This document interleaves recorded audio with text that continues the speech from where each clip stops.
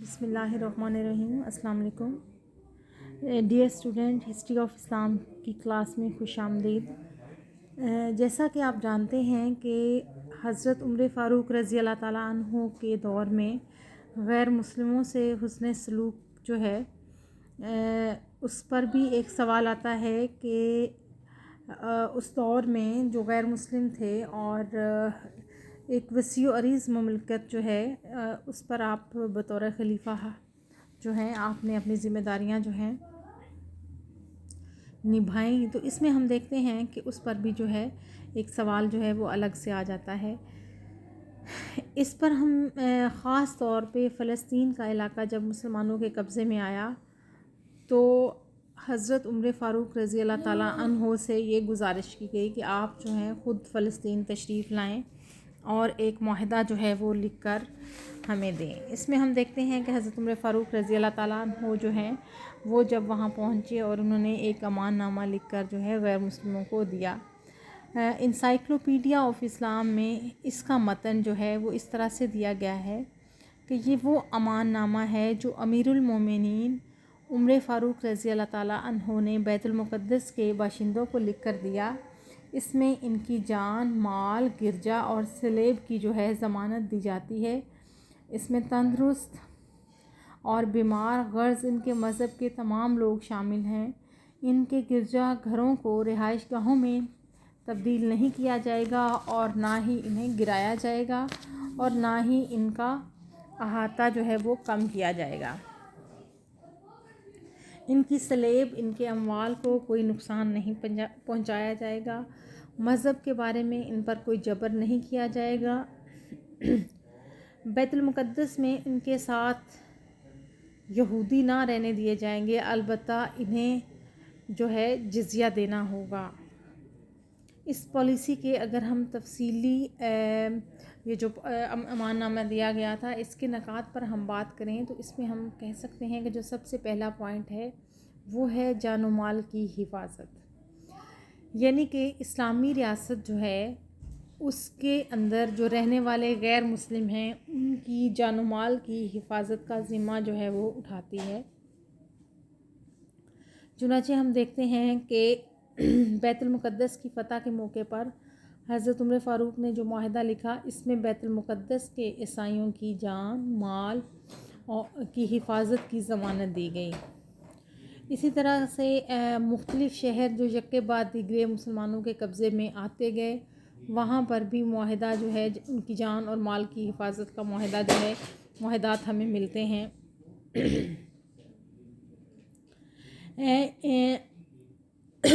جزیہ دراصل کیا تھا؟ ایک ٹیکس تھا جو ان غیر مسلموں سے جن علاقوں کو مسلمان فتح کر لیتے تھے ان سے لیا جاتا تھا اور اس کے عوض جو ہیں وہ فوجی خدمات سے ان کو استثناء حاصل ہوتا تھا. لیکن اگر ضرورت پڑتی یا وہاں پہ کوئی شخص جو ہے غیر مسلم خود سے یہ چاہتا کہ وہ اسلامی فوج کے اندر اپنے لیے وہ اپنی خدمات کو پیش کر دے تو اس سے جزیہ جو ہے وہ نہیں لیا جاتا تھا. جب یرموک کا معرکہ کی وجہ سے مسلمانوں کو بلاد شہر خالی کرنا پڑے تو یہ جزیہ یہ کر واپس کر دیا گیا کہ اب ہم آپ کی حفاظت کا ذمہ نہیں لے سکتے. اور مذہبی آزادی کے حوالے سے ہم بات کریں تو نبی پاک صلی اللہ علیہ وآلہ وسلم کے دور میں بھی اور اس کے بعد آنے والے ادوار میں بھی ہم دیکھتے ہیں کہ اسلام کے دوسرے مذاہب کے لوگوں کو کوئی ایسا تصور نہیں ہے جس میں ان کو زبردستی جو ہے وہ مسلمان بنا لیا جائے. اس طرح کی ہمیں مثالیں جو ہیں یورپ میں تو ملتی ہیں لیکن اسلام کے اندر ہم ایسی کوئی چیز نظر نہیں آتی جس میں کسی کو جو ہے مجبور کیا گیا ہو کہ وہ اپنا مذہب جو ہے وہ تبدیل کرے. حضرت عمر فاروق رضی اللہ تعالیٰ عنہ جو ہیں انہوں نے لا اکراہ فی الدین مذہب کے معاملے میں کوئی جبر نہیں اس پر پوری طرح سے عمل کیا اور جن علاقوں کو فتح کیا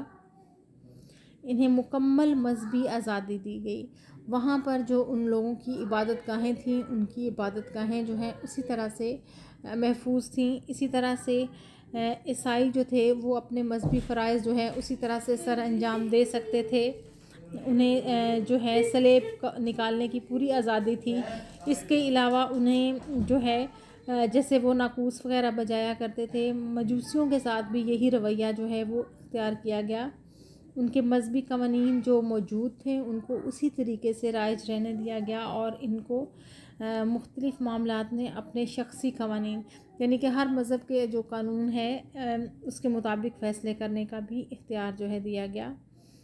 بعض جگہوں پر ان کے اپنے ہی ہم مذہبوں نے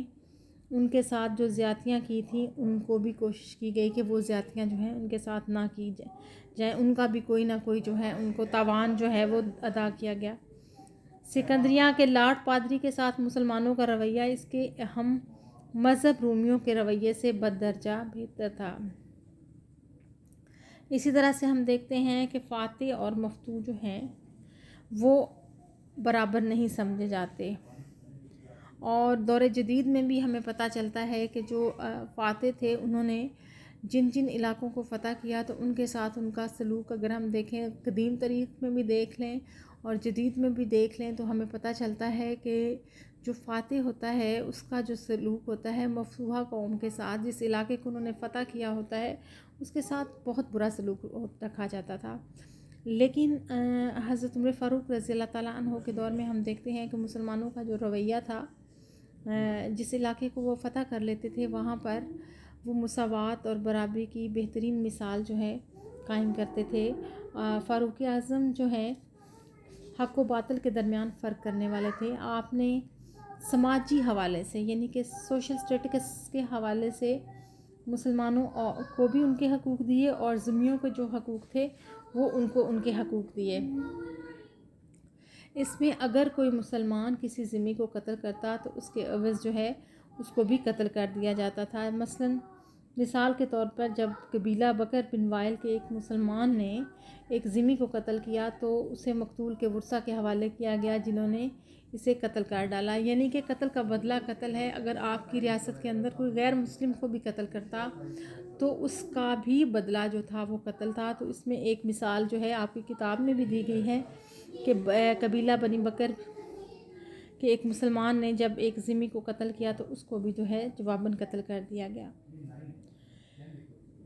اسی طرح سے شام کے اندر ایک کاشتکار نے یہ شکایت کی کہ اسلامی لشکر کے گزرنے سے اس کی فصل تباہ ہو گئی ہے، تو اسے فوراً بیت المال سے معاوضہ جو ہے وہ دلوایا گیا. اسی طرح سے ہم دیکھتے ہیں کہ زمین اور خراج میں روادارانہ سلوک. حضرت عمر فاروق رضی اللہ تعالیٰ عنہ نے ذمیوں سے زمینیں چھیننے کی بجائے انہیں کیا کیا کہ انہیں زمین کا مالک قرار دیا، اور نہ صرف جاگیرداری کی جو لعنت تھی اس کو ختم کیا، بلکہ خراج کی جو رقم وصول کی جاتی تھی وہ اس سے کہیں کم تھی جو وہ جاگیردار کو حصے کے طور پہ ادا کرتے تھے. اور جب خراج کیا ہوتا ہے، جو ایک طرح کا ٹیکس ہوتا ہے جو بیت المال میں جمع کیا جاتا تھا، تو اس وقت آپ بہت احتیاط کے ساتھ خراج کی رقم جو ہے اس کی وصولی میں بھی بہت احتیاط برتتے تھے. اور وہاں جو اس علاقے کے معززین ہوتے تھے وہ قسم کھا کر اس بات کی جب تک تصدیق نہ کرتے کہ انہوں نے جب خراج اکٹھا کیا ہے تو انہوں نے کسی پر کوئی ظلم جو ہے وہ روا نہیں رکھا، تو آپ جو ہے اس کو نہیں جمع کرتے تھے. اس کے بعد آپ جو یہاں جو اس علاقے کے ذمی ہوتے تھے ان کے مسائل حل کرنے کے لیے ان کو مشورے میں شریک کرتے تھے. مصر کے معاملات میں ہم دیکھتے ہیں کہ مقوقش شاہ مصر کو جو ہے اکثر پوچھا گیا کہ ایران و عراق کے ذمی سرداروں سے زمین کے بندوبست کے بارے میں بھی مشورہ جو ہے وہ لیا گیا تھا. اسی طرح سے ہم دیکھتے ہیں کہ ایک اور ہمیں چیز کا پتہ چلتا ہے وہ ہے افائے عہد. افائے عہد سے مراد یہ ہے جو وعدہ کیا جائے وہ پورا کیا جائے. حضرت محمد مصطفیٰ صلی اللہ علیہ وآلہ وسلم نے بھی ہمیں اس چیز کی تلقین کی ہے. عموماً دیکھا جاتا ہے کہ جو طاقتور ہوتا ہے وہ کمزور کی بات نہیں سنتا اور وہ ان تمام باتوں کو پس پشت ڈال دیتا ہے. لیکن ہم دیکھتے ہیں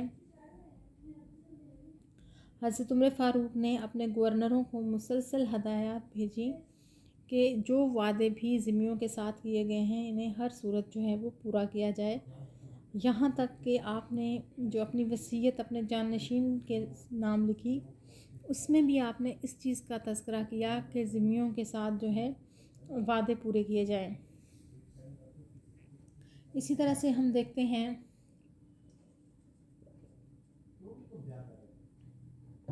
کہ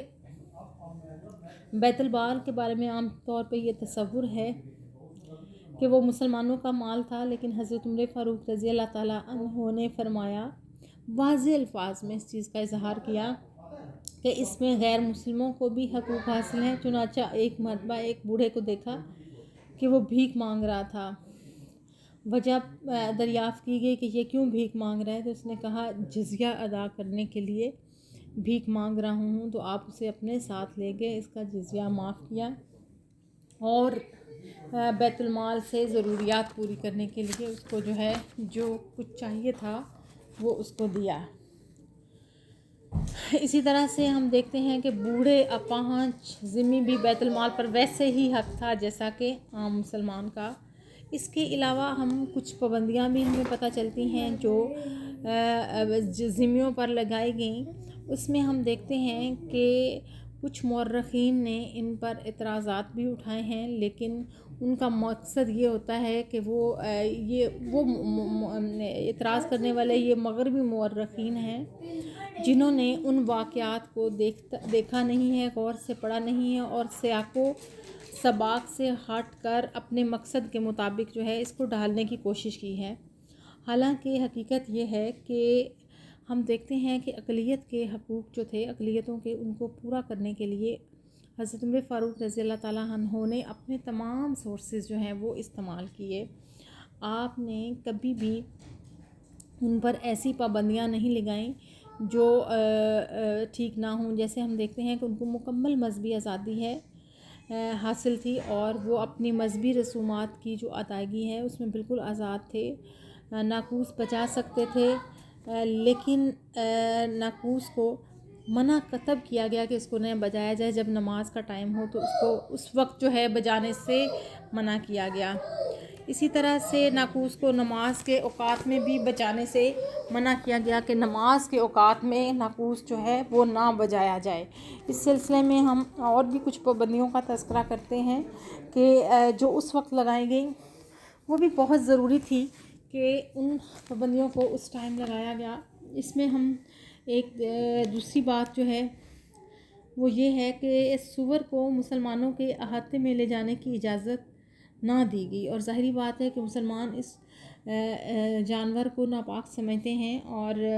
اس وجہ سے یہ منع کیا گیا اور یہ بالکل ٹھیک پابندی لگائی گئی۔ دوسرا، مسلمانوں کی مجلس میں سلیب نکالنے کی اجازت نہیں دی گئی۔ شراب جو ہے اس کو برسر عام جو ہے بیچنے کی ممانعت کی گئی، اور مسلمان والد کے نابالغ بچے کو زبردست عیسائی بنانے سے منع کیا گیا، یعنی کہ وہاں اسلامی سلطنت میں اگر کوئی والد مسلمان ہے اور اس کے بچے کو زبردستی عیسائی بنایا جائے تو اس کی جو ہے مخالفت کی گئی اور بالکل ٹھیک کی گئی، اسے منع کیا گیا۔ اس کے علاوہ جو کچھ حقوق ذمیوں کو دیے گئے تھے ان میں سے بعض لوگوں نے ان سے جو ہے ناجائز فائدہ اٹھانے کی بھی کوشش کی، اور ان میں سے وہ لوگ تھے جو اسلام کے خلاف اپنا سازشی رویہ رکھتے تھے اور انہوں نے اپنی سازشوں سے باز آنے کی کوشش جو ہے وہ نہیں کی اور مسلسل سازشوں میں مصروف رہے۔ اسلامی سلطنت کے خلاف ایسے اقدامات میں جو ہے یہ لوگ مصروف رہے، تو حضرت عمر فاروق رضی اللہ تعالیٰ عنہ نے یہ فیصلہ کیا کہ ان لوگوں کو یہاں سے جو ہے نکال دیا جائے اور انہیں شام اور عراق میں جو ہے جا کر آباد کر دیا جائے، اور اس سلسلے میں ان کو کچھ رعایتیں بھی دی گئیں۔ ان کا جزیہ معاف کیا گیا، ان کو جو ان کی جگہ تھی یا زمین یہاں پہ تھی اس کی بجائے ان کو متبادل زمینیں جو ہیں وہ بھی دی گئیں۔ اسی طرح سے روم کی سرحد کے ساتھ جو ہیں سازشی عیسائی موجود تھے، انہوں نے سازشیں شروع کی تو انہیں بار بار تنبیہ کی گئی اور کہا گیا کہ آپ اپنی ان باتوں سے باز آ جائیں، لیکن ان کا طرز عمل نہیں بدلا اور وہ مسلسل ایسی باتوں میں مصروف رہے۔ تو اس سلسلے میں ہم دیکھتے ہیں کہ پھر جو ہے لوگ مسلسل ایسی سازشوں میں اور ایسے معاملات میں جو ہے اسی طرح کے طریقے کا کار جو ہے انہوں نے جاری رکھا۔ میں ان لوگوں کی بات کر رہی ہوں جن عیسائیوں یا غیر مسلموں نے اپنی سازشیں جاری رکھیں اسلامی حکومت کے خلاف، تو پھر ان لوگوں کو جو ہے یہاں سے جلا وطن کر دیا گیا، اور یہ لوگ جب وہاں بھی گئے تو انہوں نے مسلمانوں کے دشمنوں سے مل کر مسلمانوں کے خلاف جو ہے محاذ جو ہے وہ بنا لیا۔ اسی طرح سے ہم ان اقدامات کے جو اچھے اثرات ہیں وہ بھی ہمیں نظر آتے ہیں کہ مسلمانوں نے یا اسلامی حکومت میں جو غیر مسلموں کے ساتھ رواداری برتی گئی اس کے کیا اثرات ہیں۔ تو اس میں ہم دیکھتے ہیں کہ غیر مسلم بھی اس بات پر جو ہیں وہ قائم ہیں کہ مسلمانوں کا جو رویہ تھا ان کے ساتھ انصاف پر مبنی تھا، یعنی کہ مسلمانوں نے ان کے ساتھ مختلف معاملات میں انصاف پر مبنی رویے کا اظہار کیا، ان کے ساتھ مختلف معاملات جب طے کیے تو وہ ہمیشہ جو ہے انصاف کا دامن ہاتھ سے نہیں چھوڑتے تھے۔ اس میں ہم دیکھتے ہیں کہ حمص کے جو عیسائی تھے اپنے ہم مذہبوں کے مقابلے میں مسلمانوں کے ساتھ زیادہ اچھے طریقے سے رہ رہے تھے، ان